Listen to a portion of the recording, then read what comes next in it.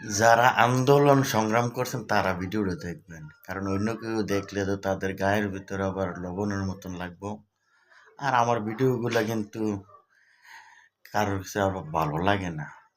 সারা বাংলাদেশের ভিতরে এখন যে কমিটিগুলো করতেছে, আমার হিসাবে যারা পরিশ্রম করছে, যারা আন্দোলনে অংশ গ্রহণ করছে, তারারে ভালো ভালো পোস্টে দেওয়ার উচিত আমার হিসাবে একে।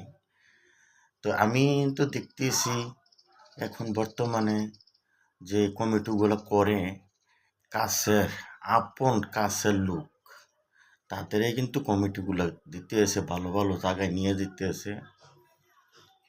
তো আমি বাংলাদেশের আমাদের তারেক সাহেবকে আমি বলবো, আপনি এটা একটু দেখেন।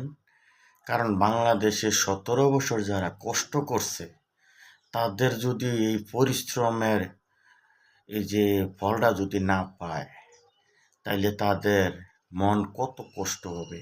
আর আমি যে মনে করেন মাঝে মধ্যে এই যে কথাগুলা তুলে ধরি, দেখেন আমার ব্রাহ্মণপাড়া বুড়িচঙ্গে নেতাকর্মীরা কিন্তু আমাকে অন্তরস্থলের থেকে কিন্তু ভালোবাসে না, কিন্তু আমাকে সামনে দেখলে হ্যাঁ হয়তো একটু হাই হ্যালো করে, কিন্তু মনের ভিতরে কিন্তু হেরার অনেক আঘাত।